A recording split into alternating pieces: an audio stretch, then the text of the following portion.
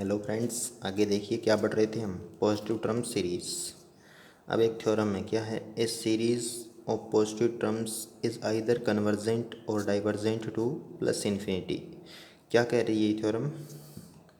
ये थ्योरम कहती है कि एक पॉजिटिव टर्म सीरीज या तो कन्वर्जेंट होगी या डाइवर्ज करेगी किसको? प्लस इन्फिनिटी को। कैसे? देखिए, हम जानते हैं कि एक सीरीज़ का बिहेवियर किस पे डिपेंड करता है? उसकी सीक्वेंस ऑफ पार्शियल सम्स पे। और हम पहले पढ़ के आए हैं कि पॉजिटिव टर्म सीरीज़ के लिए जो सीक्वेंस ऑफ पार्शियल सम्स होती है वो क्या होती है? मोनोटोनिक इंक्रीजिंग सीक्वेंस होती है। और सीक्वेंस के चैप्टर में हमने पढ़ा था a monotonic increasing sequence is convergent if and only if it is bounded above. और हम जानते हैं a monotonic sequence either convergent और डाइवर्जेंट। तो आगे थ्योरम क्या है? A series of positive terms is convergent if and only if sequence of its partial sums is bounded above. कैसे है ये थ्योरम? क्योंकि हम जानते हैं एक सीरीज़ का बिहेवियर उसकी सीक्वेंस ऑफ पार्शियल सम्स पे डिपेंड करता है। और हमने पहले देखा था, नोट के अंदर प्रूफ भी किया था। क्या किया था? कि पॉजिटिव टर्म सीरीज़ के लिए जो सीक्वेंस बनती है पार्शियल सम्स की वो मोनोटोनिक इंक्रीजिंग होती है। और सीक्वेंस के चैप्टर में हमने पढ़ा था a monotonic increasing sequence is convergent if and only if it is bounded above. और हम जानते हैं सीरीज़ का बिहेवियर किस पे डिपेंड करता है? उसकी सीक्वेंस ऑफ पार्शियल सम्स पे। अब इसका प्रूफ देखिए, थ्योरेटिकल प्रूफ है। Since sequence of partial sums of A positive term series is monotonic increasing sequence.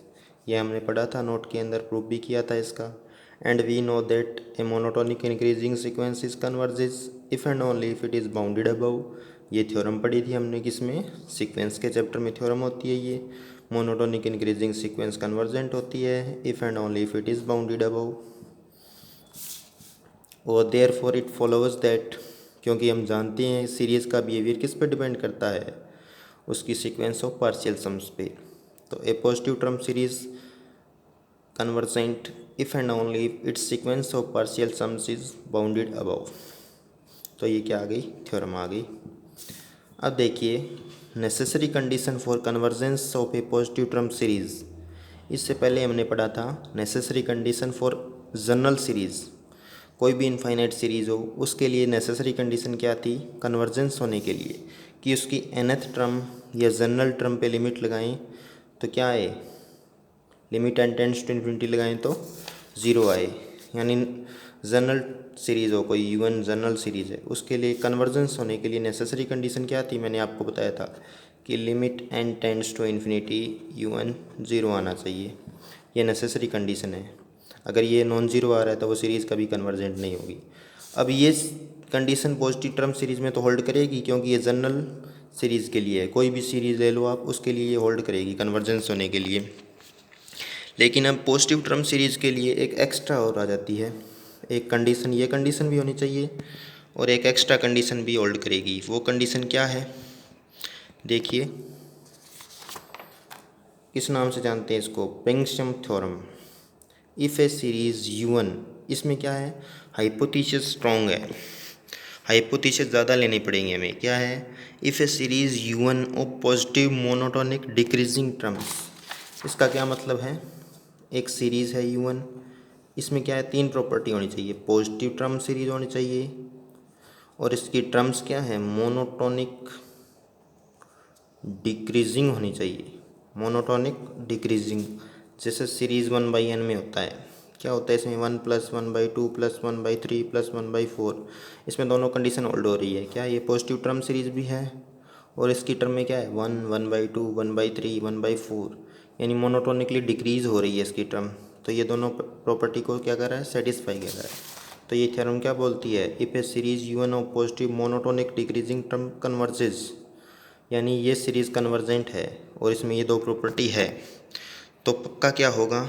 Not only U1 tends to 0 but also n U1 tends to 0 as n tends to infinity. इसका क्या मतलब है?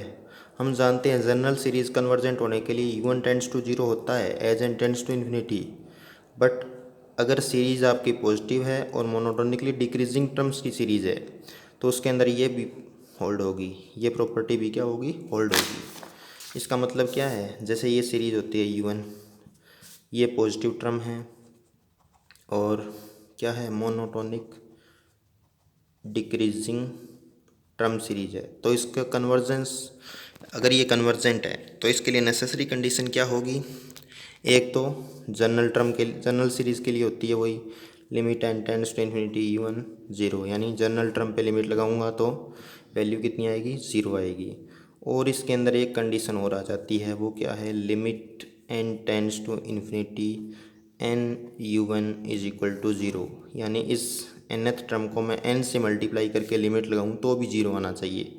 किसके लिए, positive monotonic decreasing term series के लिए convergent होने के लिए ये नेसेसरी कंडीशन है कि उसकी जनरल टर्म पे भी लिमिट 0 आए और उसको n से मल्टीप्लाई करने पर लिमिट लगाऊं तो भी वैल्यू कितनी आए, 0 आए। किस थ्योरम से जानते हैं इसको, प्रिंगसम थ्योरम से। इस थ्योरम को आगे हम और डिटेल से करेंगे, इसका कंट्रापोजिटिव बताऊंगा, इसका कन्वर्स बताऊंगा और इस पर एग्जाम्पल बताऊंगा। Thank you.